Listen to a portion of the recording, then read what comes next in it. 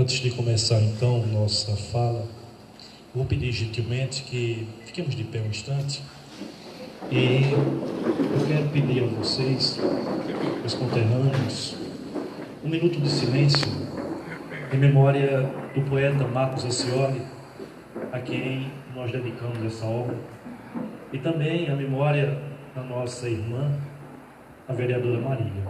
Façamos esse momento de silêncio.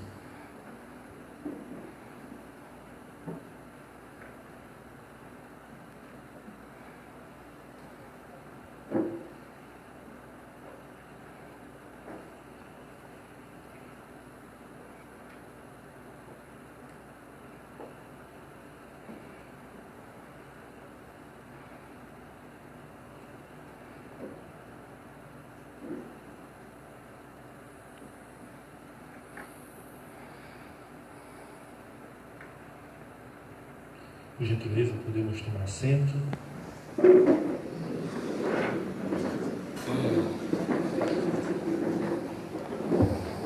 Reza a boa oratória que o orador deve iniciar seu discurso saudando a mesa de honra. Todavia, imbuímo da liberdade de inverter imperiosa lógica discursal, uma vez que uma nova história é sempre possível de ser gestada.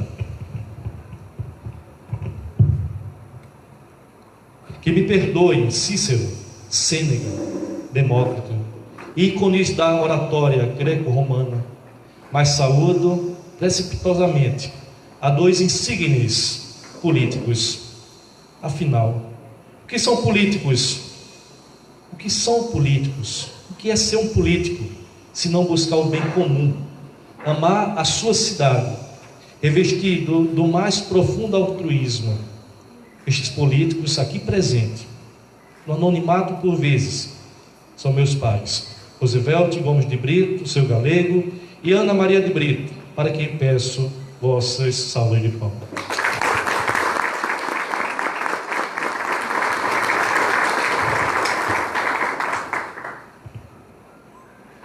Saúdo a mesa de honra em nome do prefeito do nosso município, senhor Sisto Lourenço, e sua digníssima esposa, senhora Carol, a vereadora Zinha, presidente da Câmara, ao seu secretário de Educação, Anderson Eduardo, secretária da GRE Mata Norte, senhora Divânia, Arcanjo, doutor Severino Vicente, né? Nosso amigo, ao excelentíssimo desembargador Jorge Américo, aos meus amigos e irmãos, Padre Cleito Coutinho e o Padre Josias, a quem me acolheu primeiramente no seminário de Olinda. Nós temos uma ligação muito forte, foi o primeiro formador, o primeiro padre que me acolheu. Aqui eu peço também uma salva de palmas para o Padre Josias. Muito obrigado pelo exemplo de vida, pela formação, por tudo de bom que o Senhor fez na minha vida. Ao meu povo aqui presente, nossa boa noite, que todos sintam-se à vontade mais uma vez. Eu gostaria de fazer, antes de começar a minha fala, de perguntar onde estão os nossos representantes? Onde estão os vereadores desta casa? Onde estão os vereadores deste município? Tupaoca, Imacugê, de Upatininga, da Xandu-Esponso. Onde estão os vereadores, outros de Caueira, senhorazinha, vereadorazinha, presidente da casa, João Hilário Pereira de Lira? Fica essa pergunta. Fica essa pergunta para cada um de nós. Será que estão ocupados na política? São representantes nossos. Será que é importante essa história nossa, doutor Jorge Américo, doutor Mil Vicente, quando se deslocam de Recife, tão longe? Doutor Jorge Américo dizia que passou o dia todo de trabalho, começou às 8 horas no julgamento, até às 18 horas, mas está aqui, cansado. Mas os senhores vereadores moram aqui, Oxalá que estejam bem ocupados. Não quero julgar. Não cabe a mim julgar. Mas, ao menos, tivesse mandado uma mensagem. Ao menos tivesse a consideração. Porque consideração a gente tem a quem tem a gente. O convite foi enviado para a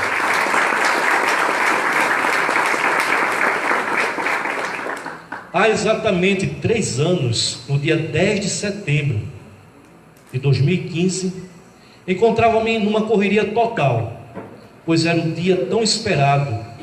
12 anos em preparação para aquele momento, a ordenação presbiteral. A aliança amanhecera com nuvens plúmbeas. Os antigos dizem que chuva é sempre sinal de graça, bênçãos. Naquele momento, estava hospedado em minha residência Dom Mauro Cruz, ordem beneditina, por haver me prometido que não perderia aquele momento por nada, e ali estava à mesa comigo. Tomamos um laudo café nordestino. Confesso que estava muito ansioso. Outros convidados já haviam chegado e estavam no Palácio Episcopal de Nazaré, bem como na mitra arquidiocesana da Paraíba. Refiro-me aos padres da Diocese de Santarém, Pará, juntamente com meu bispo, Dom Flávio de Ovenaro. Resolvemos, Dom Mauro e eu, fazer um tour na cidade. Parece-me estranho o que sugeri. Uma visita ao cemitério local. Cemitério Municipal São Francisco de Assis. Sempre gostei de visitar o Campo Santo. Paramos o carro no acostamento, porque já não havia o céu nublado.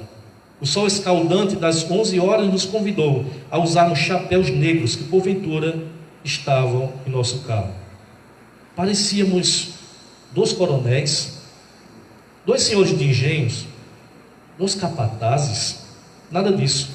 Era o diácono José Ronaldo e o monge beneditino Dom Mauro Cruz. Citei esses personagens não por acaso. Dezenas deles estão sepultados ali. Ao cruzarmos aquele portão em ferro martelado, rebitado, próprio dos anos 20, várias camadas de tinta o protegeram por décadas da ferrugem, e agora, na vez daquela cor azul, talvez fazendo menção à bandeira do município, ou poeticamente ao rio se dirigir. Prontamente se apresenta um senhor de estatura mediana e se apresenta: sou o coveiro daqui. Perguntou se estávamos precisando de algo. Falei que não. Só íamos visitar alguns túmulos. Ele se despede e volta às suas atividades. Ao fundo, cerca de uns 40 metros, avistamos a capela, onde foram sepultados o cônego Antônio Saraiva de Menezes, Padre Edmilson e Padre Manuel de Souza Gama. Padre Manuel, que me fez renascer para Cristo por meio de meu batismo no mês de agosto de 1982. Ali estavam seus restos mortais. O cemitério nos transporta ao real sentido da vida. São Francisco nos conclama: quer viver bem a vida? Pense na irmã morte. Até chegarmos à capela, fizemos várias paradas, em que aos poucos fui explicando ao monge a origem das famílias, graças às lápides colocadas nos mausoléus. Elas recontam as nossas raízes e nos faz lembrar que não existe distinção de classes naquele lugar. Chegamos à capela, abri a sacola, retirei o envelope, ao ponto de um monge já não entender o que estava fazendo. Era um convite da ordenação sacerdotal, que pus em frente à fotografia do Padre Gama. Rezei um instante. Pensamentos indecifráveis vieram à minha cabeça. Dentre eles, será que o monge está pensando que fiquei aluado? Não. A espiritualidade beneditina nos remete à transcendência. Num instante, o silêncio é quebrado pelo toque do celular. Coincidência ou não, naquele momento eu estava a mirar a catacumba do avô daquele que havia me ligado, poeta Marcos Acioli. Após as cordiais saudações, falei onde estava, já em frente ao mausoléu do senhor do engenho Laureano, José Pedro Bezerra de Melo. Houve um momento de silêncio, uma pausa cardíaca, retornando na ofegância da eterna saudade.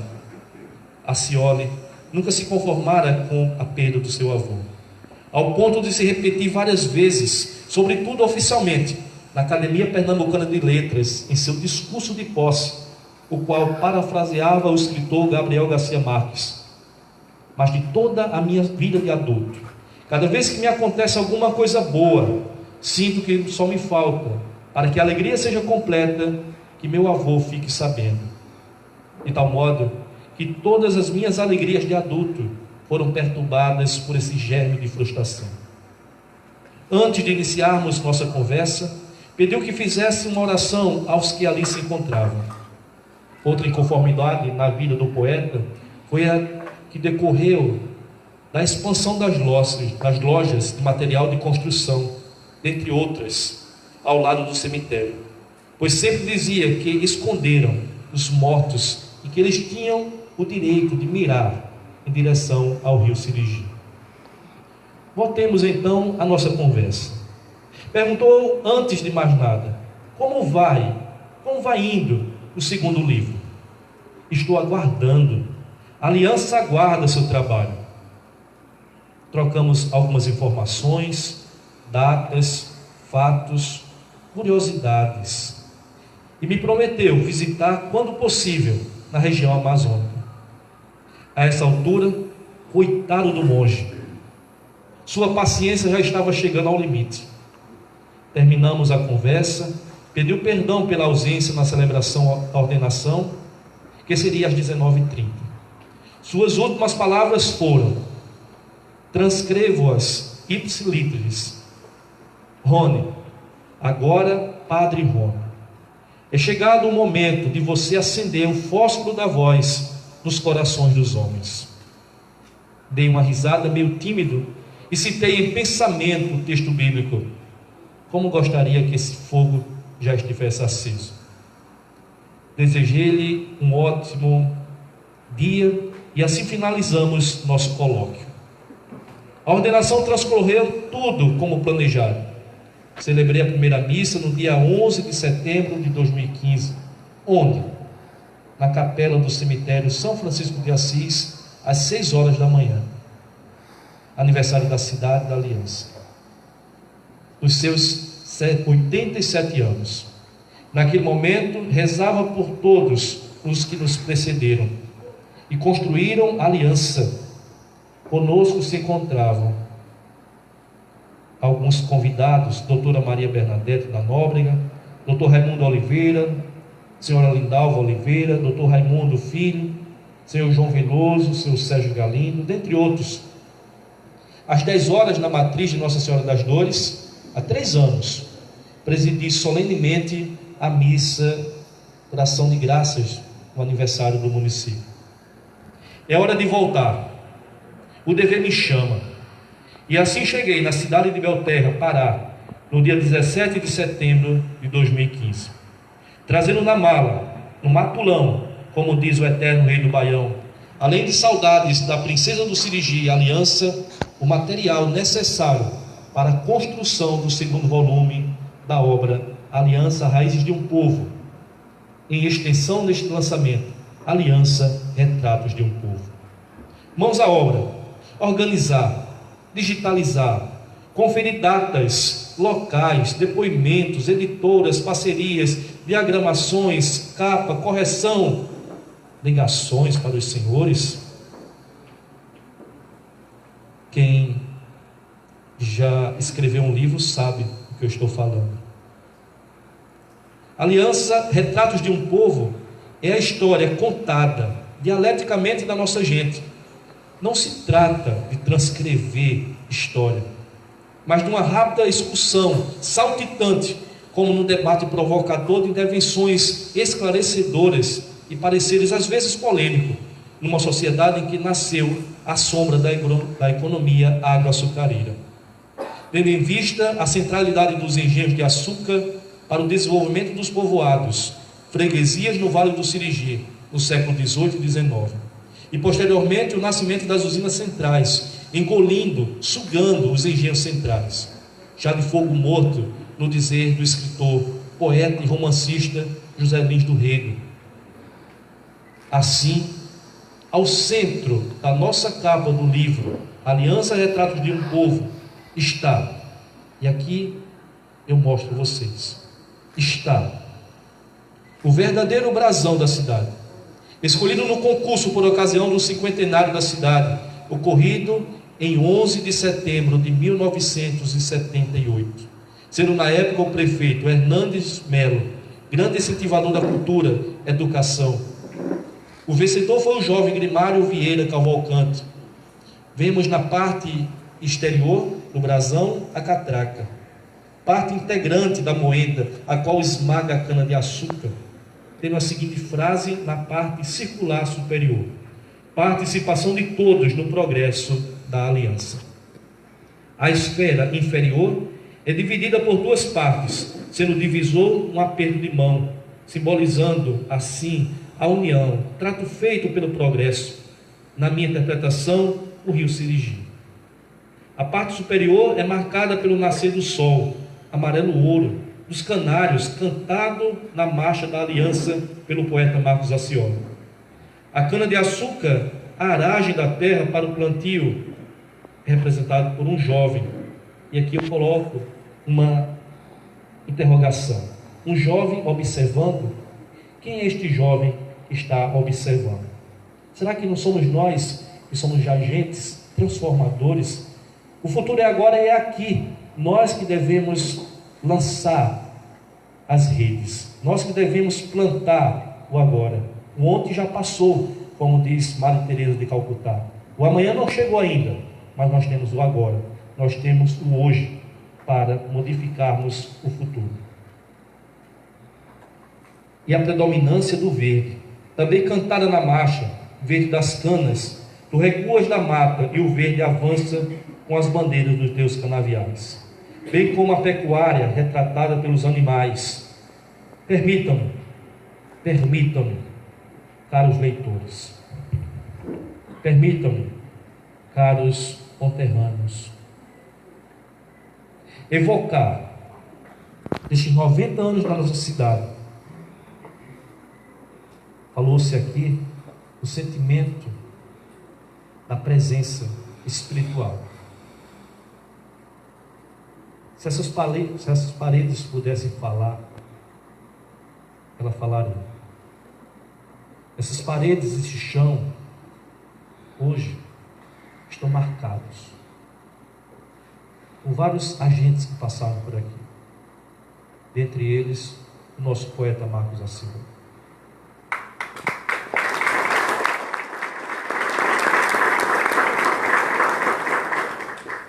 Permitam-me evocar destes 90 anos a sonoridade das filarmônicas musicais do nosso município, a 15 de novembro, a 15 de agosto, a 24 de fevereiro, para me ajudar a recontar nossa história, embalado na maestria dos versos do poeta Marcos Accioli. Por aqui termino eu. É já longa a noite.